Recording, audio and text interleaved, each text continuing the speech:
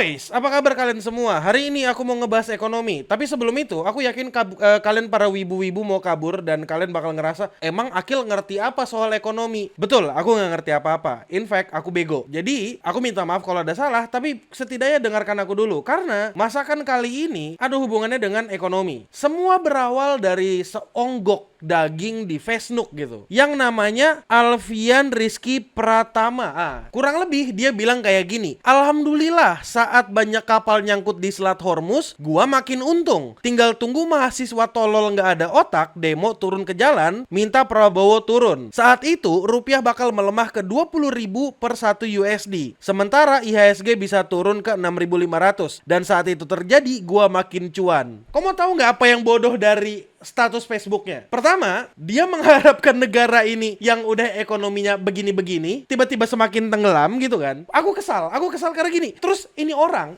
ya, kulihat-lihat gitu kan. Bersyukur Selat Hormuz tertutup, biar aja terus tutup. Tinggal tunggu mahasiswa tolol pada demo biar ganti presiden atau apapun itu supaya ekonomi kita makin jatuh, biar gua makin cuan. Pertanyaanku, gimana caranya kok cuan?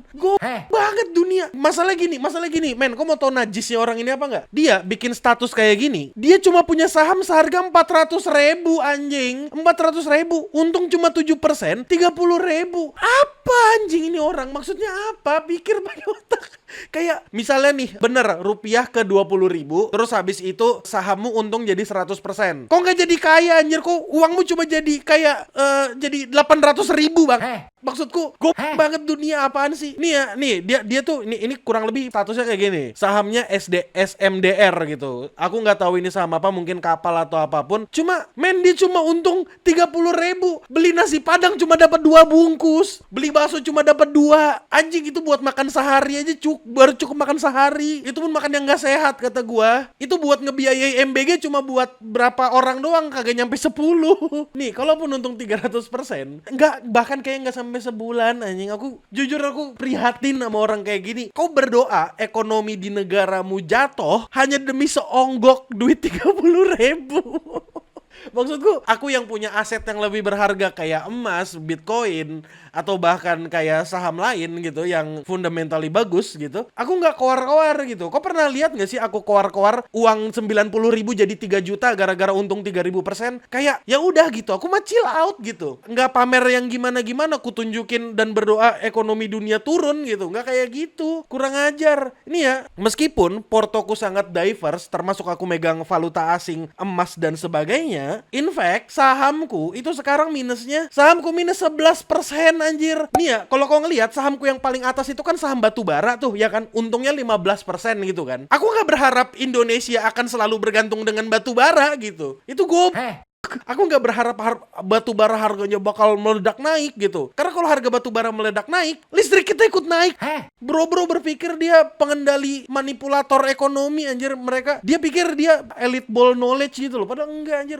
Banget. Nih ya, buat kau yang nggak tahu ya, kenapa sih tiba-tiba ada orang yang tiba-tiba berdoa rupiah melemah ke 20.000? Karena sebenarnya kalau kau mau ngecek, nah jadi pada hari Senin rupiah itu sampai ke harga tertingginya 17.300, 3.000 lagi buat ke 20.000, which is jauh banget, ya kan? Apakah mungkin rupiah bakal menurun dalam waktu dekat? Mungkin banget. Dan apakah wajar kalau rupiah menurun? Ya, dan ini udah turun ke 17.200, meskipun belum nyampe ke level 17.000 plek-plekan, cuma setidaknya ada sedikit turun. Untuk rupiah bisa naik kayak gini atau masuk ke harga gak masuk akal kayak gini, apa sih penyebabnya? Kenapa sih kira-kira rupiah bisa di harga 17.000? Ini semua ada hubungannya sama outlook kita di dalam negeri dari orang luar negeri. Jadi kalau kamu mau tahu, Indonesia itu gak bergantung sama negaranya sendiri. Karena jelas kita hidup di era globalisasi, yang dimana negara lain itu bisa invest ke Indonesia. Gini, aku bakal kasih tahu kau basic ekonomi. Alasan kenapa rupiah bisa melemah dibandingkan dolar, atau dengan kata lain harga rupiah makin jatuh, itu sesimpel karena gini, bule-bule yang punya dolar itu menukarkan duitnya ke rupiah kan awalnya kan. Nah, karena mereka mikir, aduh kayaknya ekonomi Indonesia nggak baik-baik aja, jadi yang mereka lakukan adalah mereka narik duitnya. Yang awalnya tadi mereka pegang rupiah, mereka pindahkan ke dolar, terus dia bawa pulang ke negaranya, entah diinvestasikan kemana. Itu kenapa rupiah bisa turun, entah itu buat investasi, entah itu buat konsumsi atau apapun itu. Intinya, salah satu faktor utama kenapa rupiah kita bisa melemah itu karena investor asing. Paham kan sekarang maksudku apa kan? Jadi kalau rupiah melemah, artinya duit dolar kita, duit dolar, stok dolar yang Indonesia punya, itu tuh dibawa keluar ke negara lain. Oke? Kalau misalnya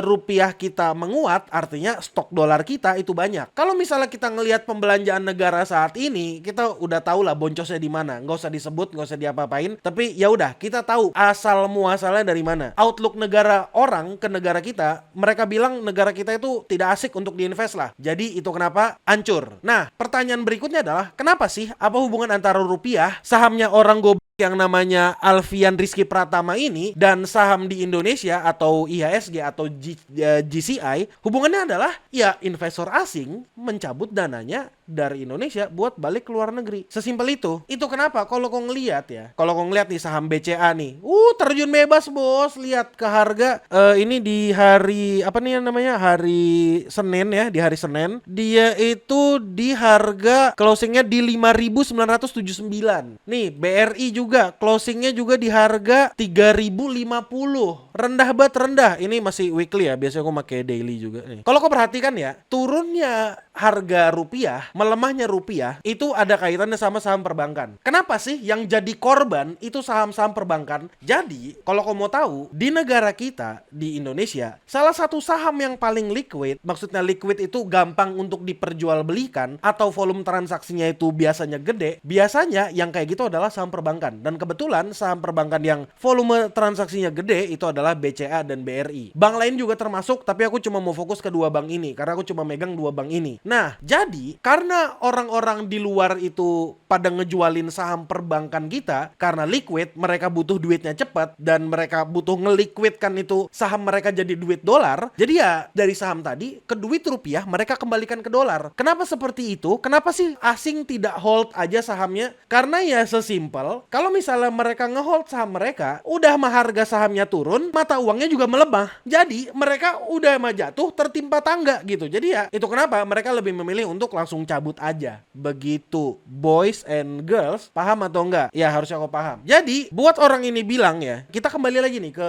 status Facebooknya dia, yang dimana dia bilang saat banyak kapal nyangkut di Selat Hormuz gua makin untung. Pertanyaannya, dia untung dari mana? Ada beberapa cara supaya kau bisa untung dengan harga kenaikan minyak. Kita di sini ngomongin kan Selat Hormuz yang tutup. Selat Hormuz tutup artinya pasokan minyak terganggu. Oke? Pasokan minyak terganggu, satu-satunya cara kau bisa untung adalah kalau kau punya minyak. Pertanyaan berikutnya adalah seberapa banyak minyak yang kau punya? Minyak yang aku maksud di sini bukan minyak yang udah jadi bensin, tapi crude oil atau minyak mentah. Ada beberapa cara kau bisa untung. Pertama, kau bisa pasang posisi long atau pasang posisi short. Yang dimana itu nggak akan ku jelaskan maksudnya apa. Kau cari tahu sendiri apa itu long, apa itu short. Kalau misalnya Kadal rajin, dia bakal ngasih definisinya di sini. Kau baca aja sendiri itu apa itu long, apa itu short. Makasih Dal, udah ngasih Dal. Tapi intinya, si anjing punya berapa barel anjing? Punya berapa ratus ribu barel di rumahnya, sampai-sampai dia bilang saat kapal nyangkut di Selat Hormuz gua makin untung. Kan tolol. Kan ini yang kagak dipakai. Kau mau tahu nggak dampak dari minyak naik apa? Bahan bakar kita naik. Kalau bahan bakar kita naik nih, dampaknya bisa kemana-mana. Ini ya yang orang paling nggak nyangka. Orang tuh nggak ada nyangka sampai sini. Wah, ternyata gara-gara harga minyak naik, ini juga ikut naik gitu. Kalau kau mau sadar ya, karena harga minyak kita naik, harga plastik itu juga naik. Dan harga plastik naiknya hampir 2 kali lipat. Jadi kalau misalnya kau belanja ini, kadang-kadang plastik itu minta dibayar gitu. Kayak misalnya kalau aku beli makanan ada namanya roast chick, aku beli roast chick, dia bilang plastiknya 1.500 ya mas. Udah gitu, udah rela aja biasanya aku. Dan kalau kau tanya pedagang-pedagang sekitarmu, kalau misalnya kau suka makan makanan Padang dan nggak bungkus pakai nasinya, biasanya bakal pakai plastik. Biasanya bilang satuin aja bang ya, soalnya harga plastiknya naik. Pedagang kaki 5 bakal kena. Ini nggak dipakai kan, nggak sampai ke sana kan kepalanya kan. Harga minyak itu ngaruh ke harga plastik ya, nggak nyampe kan. Orang kayak dia, menurutmu nih, orang yang punya saham sebesar 400.000 ini dan berharap ekonomi hancur dan berharap dia dapat untung karena sahamnya yang nggak seberapa ini, kira-kira dia makannya di restoran mewah atau selama ini dia belanja ke warteg dan ngemis sama emaknya di rumah. Kalau kau masih belanja di warteg, mau nggak mau nih ya, kalau misalnya warteg nanti udah ngerasa harga plastik nggak masuk akal, mau nggak mau dia bakal naikin harga. Kalau kau naikin harga, duitmu yang nggak seberapa itu, yang cuma untung 30.000 ini, yang nggak ada harganya lagi, jadi makin berkurang value-nya. Nih ya, nih lihat, 400.000 cuma dapat 12 slot. Dividen juga paling dapat berapa? Dividen let's say rata-rata dividen 100 perak kali 12 slot 1.200, dapat berapa ratus ribu doang anjing. Jadi 400.000. Aku sekali pacaran sama orang jalan makan itu 400.000 anjing. Tabungannya begini 400.000 dipamerin dan pengen ekonomi Indonesia kacau, ini nggak ada. Strata ekonomi kita ya udah beda bos. Kedengeran sombong tapi kelihatan tolol kan. Nih ya, kok kira cuma plastik nih? Itu plastik cuma bagian kecil tuh. Nih ya, kalau kau perhatikan lagi, kalau harga minyak naik, bensinmu bakal naik, transport bakal naik, biaya pesawat, kau mau terbang antar kota, antar pulau jauh, dan jelas harganya juga bakal naik karena harga afturnya naik. Kau ke tempat kerja juga jadi lebih boros. Kau lihatlah harga bensin sekarang anjir. Harga bensin sekarang Pertamax Turbo aja itu bisa mau 20.000. Kalau memang ke orang miskin ya, kalau memang ke orang miskin dan harus banget make Pertalite, ya itu urusanmu. Dan kalau misalnya ke orang kaya dan masih pakai Pertalite, kau emang gitu kalau kataku. Pakailah Pertamax itu. Nih ya, Pertalite itu bisa aja habis, bisa aja nggak ada stok, dan ujung-ujungnya mau nggak mau kau harus pakai Pertamax atau Turbo gitu kan. Pedagang-pedagang, orang-orang yang ngantarkan berkasmu, ngantarkan paketmu, bisa-bisa mereka itu naikin harga juga. Karena apa? Karena biaya bahan bakar naik. Kalau harga logistik aja naik buat biaya antarnya, gimana harga barang-barang lain? Mikir jing. Multiplier efeknya bisa besar. Iyalah. Maksudku kok sekaya apa sih? Maksudku cuma 400.000 jing. Aku yang megang emas berapa gram aja nggak pamer gitu. Ya aku cuma megang 5 gram sih. Cuma aku nggak berharap ekonomi Indonesia hancur gitu. Nih ya, terus ya, kau kira orang ini cuma sekali ngomong kayak gini?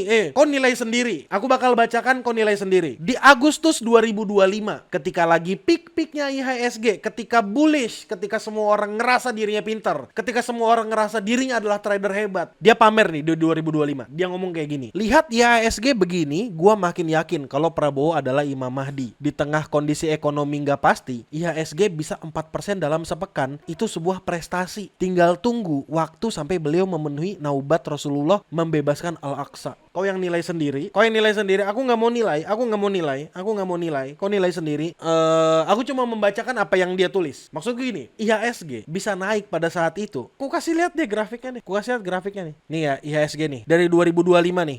Turun sempat terus naik nih. Wah gila, ngerasa jago, ngerasa keren. Pertanyaannya, naiknya harga saham IHSG ini kita bandingkan sama saham yang blue chip yang paling disukai sama orang-orang, BCA. Kita lihat, kita bandingkan. Dari Desember dari 2025 sampai ke 2026, BCA nggak ngapa-ngapain selain turun. Menurutmu aja, dari sini, dari Desember dari 2025 ke 2026, BCA cuma turun. Dan semakin parah lagi, kira-kira apa yang bikin IHSG naik? Kata beberapa orang, IHSG naik itu gara-gara saham Konglo. Dan bener, gara-gara saham Konglo, dan aku nggak bisa ngedinai itu, ada beberapa saham dari konglomerasi yang emang bikin IHSG jadi naik. Nih, biar fair nih. Ini IHSG nih. Ini IHSG nih. Kita bandingkan sama IDX 30. Nih, sama IDX 30. Bandingkan sama IHSG nggak sejauh itu naiknya, Pak. Jadi, paham kan maksudnya kan? Dan kalau misalnya nih, ini kan aku nggak tahu ya dia invest ke saham Konglo atau enggak ya. Aku nggak tahu itu termasuk konglomerasi atau enggak. Cuma aku nggak tahu ya ekonominya gimana dan kondisi ekonominya gimana karena aku bukan siapa-siapanya dia. Aku berharap ekonominya baik-baik aja sih. Karena jujur, aku overthinking, aku banyak banget pikiran karena ekonomi Indonesia lagi nggak baik-baik aja dan jauh banget dari kata aman. Terutama kalau kau investasi. Kalau selama ini kau investasi di falas atau Bitcoin, mungkin udah berbuah hasil. Kalau kau baru invest di 2026 awal, mungkin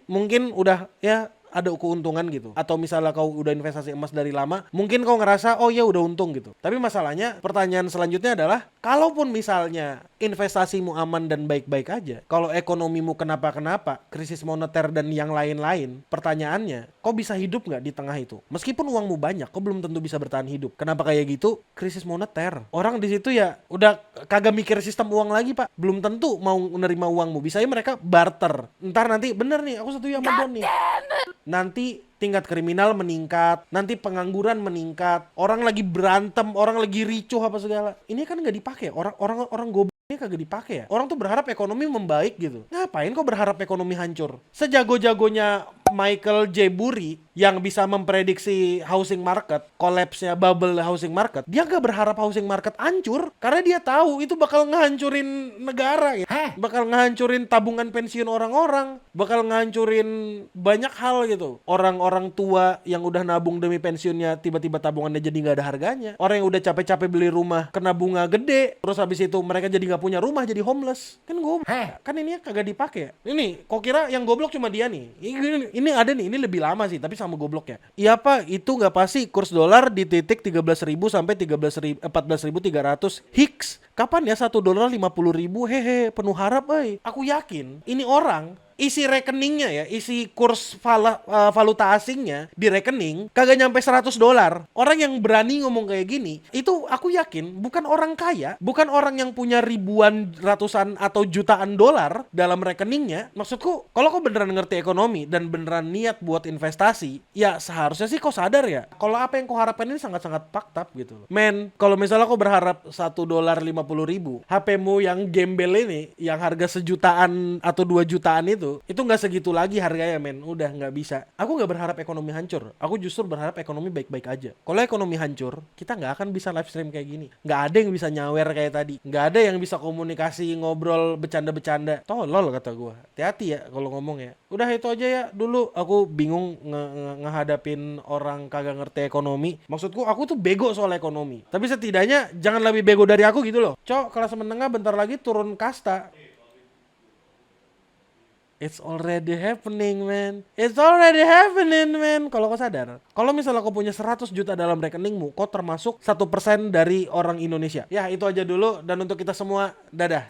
Gua berharap ekonomi membaik. Gua cuma pesimis sih selain masalah Selat Hormuz, ada MBG, Deputi dan lain-lain. Well, aku nggak bisa bicara banyak soal itu. Tapi ya aku berharap ekonomi membaik. Sama. Kebanyakan hirup oksigen itu bang. Aku juga yakin. Veronica Tania, dia menghirup banyak oksigen, yang dimana kita nggak tahu oksigennya tercampur sama apa gitu ya. Semoga oksigennya nggak tercampur sama zat-zat berbahaya atau zat adiktif lainnya gitu. Oke. Ketika ekonomi sedang baik-baik saja padahal tidak. Harusnya itu ku pakai di opening, tapi makasih Asep Solar ketika ekonomi baik-baik saja padahal tidak. Dan terakhir dari Ciakisku ya, Bang, saham blue chipku sama. Dadah.